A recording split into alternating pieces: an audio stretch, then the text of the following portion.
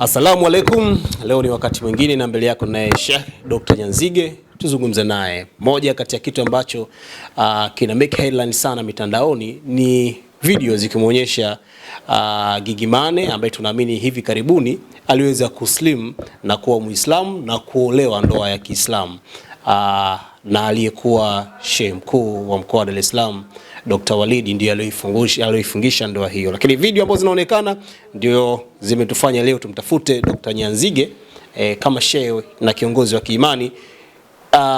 Hiki vipi anachofanya Gigy Money kama Muislamu kwa sasa?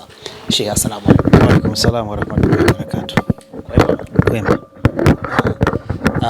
Ni wakati ambao tunatakiwa tuzungumze na kuwaelimisha watu kuhusiana na Uislamu na yale ambayo yanaendelea. Tumemuona mwanamuziki Gigy Money ambaye tunaamini ya kwamba kwa sasa hivi ni Muislamu.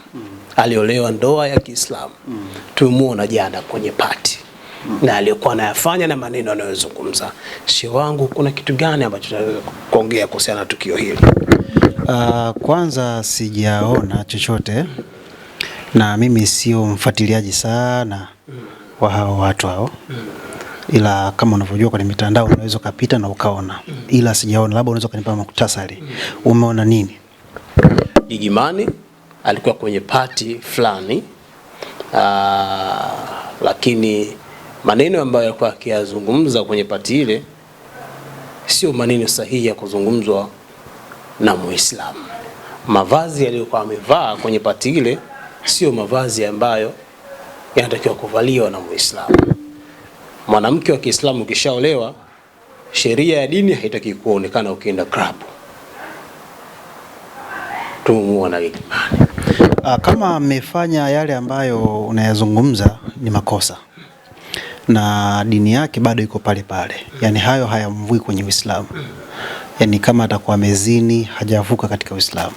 Kama atakuwa amevaa nusu uchi au katoka uchi kabisa bado hajatoka kwenye Uislamu. Ile isipokuwa hapo tunasema na ameasi. Hapo ameasi, lakini bado ni Muislamu. Lakini tunachomuhusia na tunapohusia watu wengine, maisha duniani tunapita. Leo tupo, kesho hatupo. Unapoona jeneza linatoka msikitini, ujue kuna mtu limemfuata. Na ukiona jeneza linarudi msikitini, ujue kuna mtu linamsubiri. Sasa unaweza ukawa ni wewe au ninaweza ikawa ni mimi. Tunapokwenda mbele ya safari ni lazima uweke akiba. Kwamba nitakapokwenda kule, ikiwa kama nitakutana na Mungu, basi nisiwe na kipengele cha aina yoyote. Kwa hivyo watu tusijisahau. Hii dunia ni mapito, na hata aliyoiumba ametuambia hivyo, ni mapito. Na binadamu katika hii dunia tunathibitisha hata yale aliyosema aliyetuumba. Ukiangalia walioko nyuma yako wengi, babu yako, bibi yako, mama yako, wengi hatuko nao. Kwa hiyo kama hawa wameondoka, hata na wewe pia utaondoka. Lakini swali linakuja, unaondokaje? Kwa hivyo tunawaasa watu wamche Allah Subhanahu wa Ta'ala, kwa sababu hakuna usalama nje ya kumwogopa Mwenyezi Mungu. Naam. Gigy Money hivi karibuni alifunga ndoa ya Kiislamu na alislim. Unadhani ya kwamba hii kiimani hasa ipoje? Kusilimu ni jambo zuri. Lakini kusilimu hakubadilishi maumbile ya kibinadamu. Yani mtu akisilimu si kwamba labda ndo atakuwa ni malaika. Bado anabaki kuwa binadamu. Na binadamu ni mtu aliyekuwa na mapungufu. Anakosea. Kwa hiyo Mungu anampenda yule anayekosea na akatubia. Kwa hivyo Gigy Money ni Muislamu ila amekosea. Kwa tunamshauri atubie. Atubie kwa Mwenyezi Mungu, aombe msamaha kwa Mwenyezi Mungu. Ile je, picha gani? Picha sio nzuri kwa sababu aliyemsilimisha ni kiongozi mkubwa sana katika nchi hii. Ni Sheikh aliyekuwa shehe wa mkoa wa Dar es Salaam, Sheikh Walid. Heshima tu ya kupokelewa na Sheikh Walid, yani ile heshima ya kukutana naye, inatakiwa wewe uilinde. Yani isiye kaonekana Sheikh Walidi watu anakutana nao ni watu wa hovyo. Kwa kule kukutana na wewe na Sheikh Walidi, inatakiwa utazame vitendo vyako, utazame unayoyafanya kwa kuilinda heshima ile. Lakini si kumuogopa Sheikh Walidi, kumlindia heshima yake. Wa kumuogopa ni Mwenyezi Mungu, ila kuilinda heshima ya Sheikh Walidi ni jambo ambalo hata Mwenyezi Mungu pia analipenda, kwa sababu heshima ndio neema kubwa Mungu aliyempa binadamu, na Mwenyezi Mungu hayuko tayari kuona binadamu anaivua heshima hiyo kisha Mwenyezi Mungu akawa radhi na huyo mtu. Naam. Kitu gani ambacho Gigimani atakiwa vifanye baada ya kuslim na kuingia katika ndoa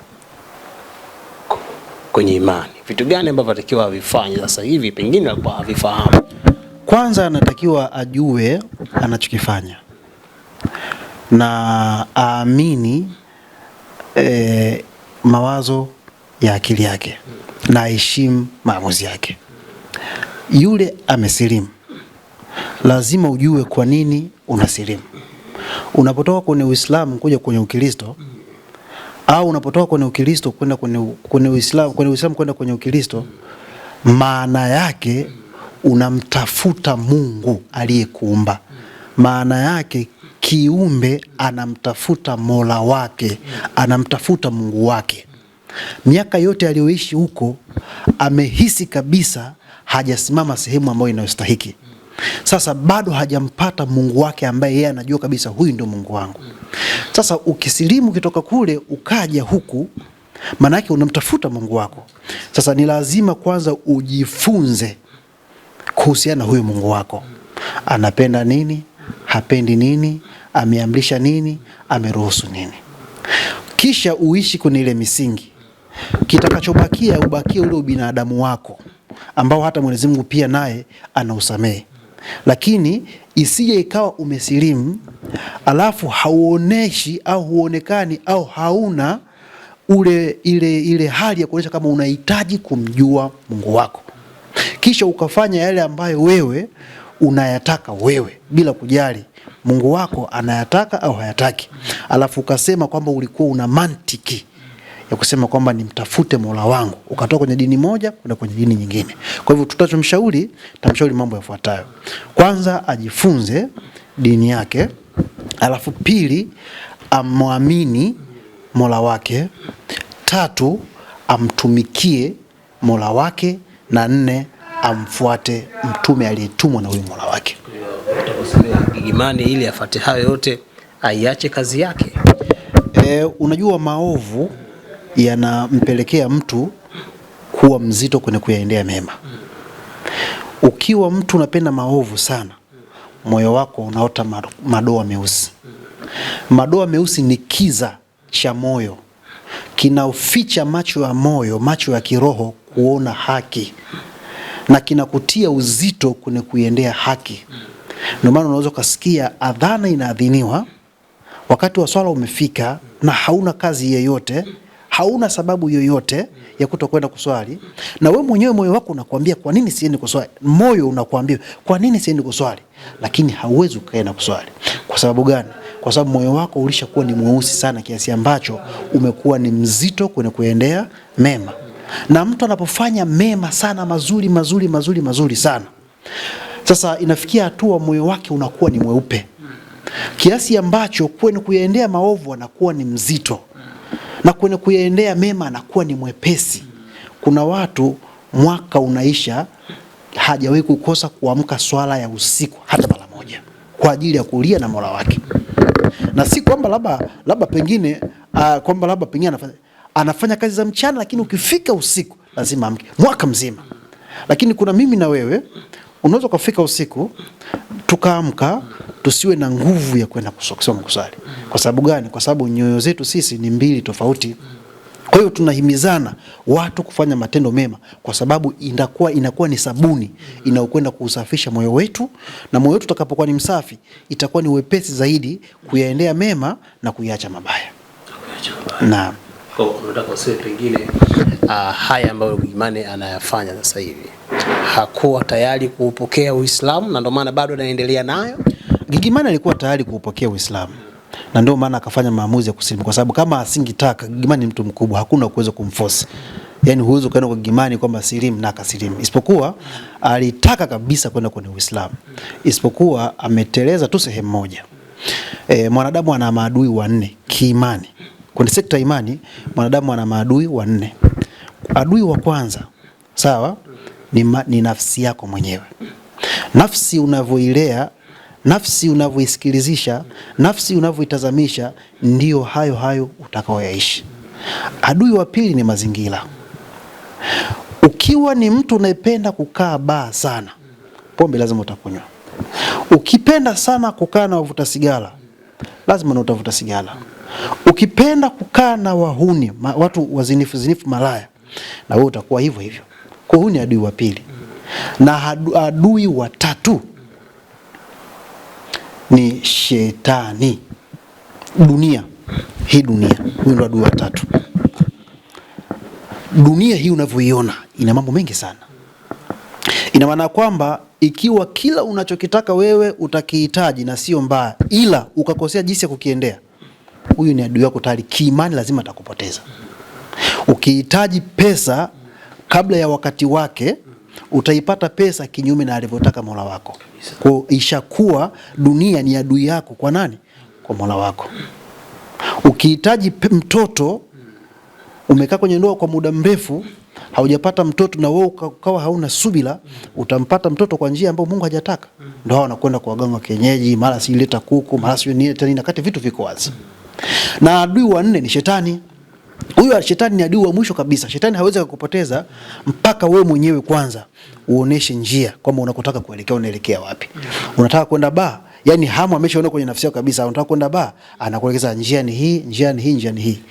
Umekopeshwa pesa, anaangalia kwa nafsi yako, hautaki kulipa, unataka kumshuzungushe, basi mwambie hivi, mwambie hivi. Yaani kazi yake ni kuonesha tu njia. Kwa hivyo hawa maadui wanne tuwe nao makini sana. Tukiwa nao makini, hawa mambo yote yatakaa sawa sawa. Vizuri tu sana. Kitu cha kumshauri Gigimani kwa haya ambayo yametokea na trend mitandaoni, akicheza na nguo ambazo hazina stara, akitoa maneno ambayo tunasema mazuri kuyazungumza kwenye jamii, kwenye hadhara wala kwenye media, tunataka kumshauri nini? Namshauri akae sana kwenye ibada. Amlilie sana Mola wake amsaidie. Kwa sababu binadamu kumshinda shetani ni kazi. Kwa amlilie sana Mwenyezi Mungu na pia ajitahidi kufanya adhkari.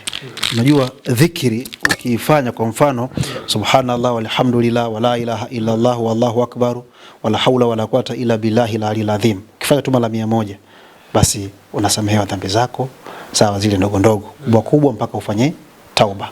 Lakini pia ukileta na istighfari, astaghfirullah au la ilaha illa anta subhanaka inni kuntu minadh-dhalimin, sawa, unasamehewa dhambi zako.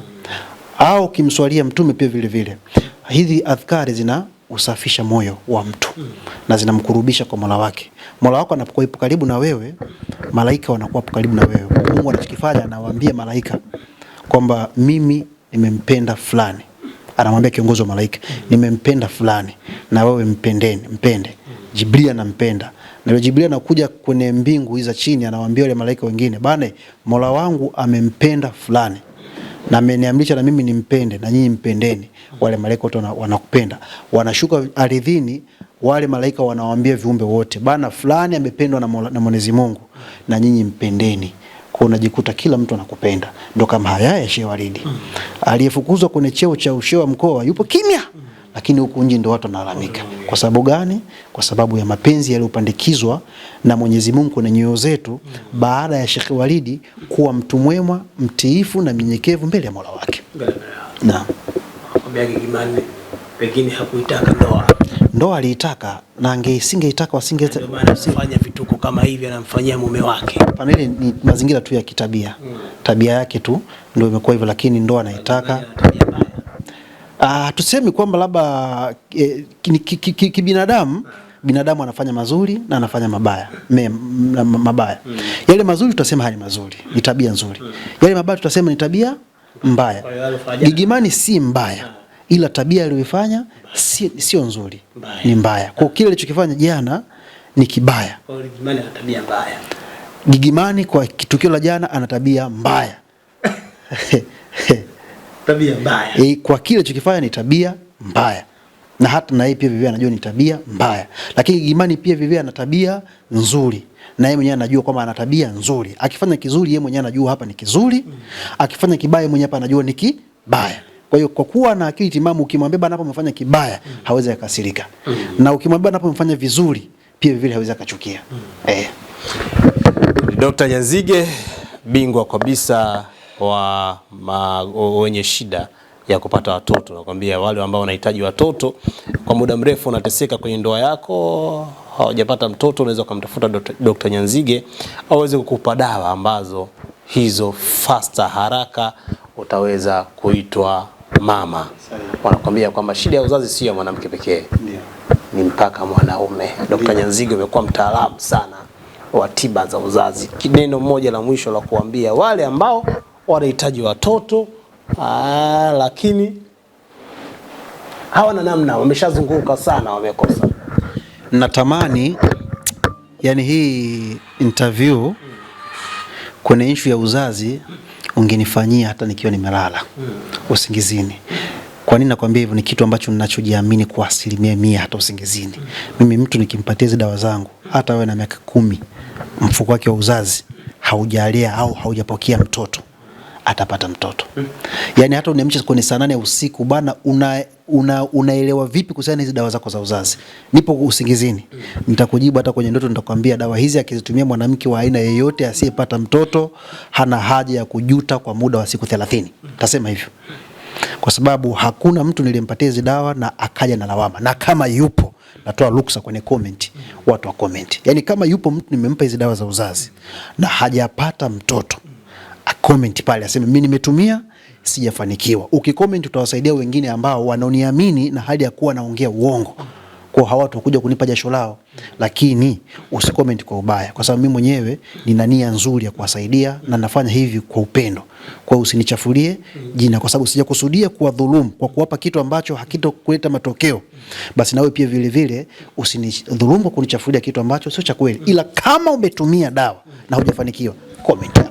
Lakini hayupata mtu mmoja. Kama umetumia dawa na hujafanikiwa, Sheikh amekwambia hapo ucomment. Lakini tiba ya uzazi ya uhakika ya magonjwa ya uzazi ipo kwa Dr. Nyanzige. Ofisi yake iko Tandika shule ya msingi. Sheikh, omba tukumbushe namba ya simu. Namba yangu ya simu ni 0678887887. Na ofisi yangu mimi ipo Dar es Salaam Tandika. Na siku za kawaida kidogo nakuwa niko busy sana, simu zinakuwa ziko busy sana, kwa sababu kwa siku naweza nikapokea simu zaidi hata ya 1000. Kwa hivyo nitawaomba wale ambao wanaonipigia simu, wanaona simu inatumika, wao wavumilivu. Maki watu wanatuma message wanalalamika, bana sipokee simu. Hapana, sio kama sipokee simu. Kwa siku nikipokea simu chache, labda simu 500. Umeona? Kwa mimi kuna wakati pia nakuwa nafanyaje? Nakuwa nachoka, kwa sababu unakuwa unaongea na mtu huyu, simu inakuwa inafanyaje? Inaita. Kwa hivyo wale ambao mnaopenda huduma za Dr. Nyanzige, ukipiga simu ukaona haijapokelewa, endelea kuwa mvumilivu. Lakini kwa wale ambao mliko karibu na Tandika, basi ni vizuri mkaja Tandika, kwa sababu hii itakuepushia wewe usumbufu wa hapa na pale. Shukrani. Asante sana.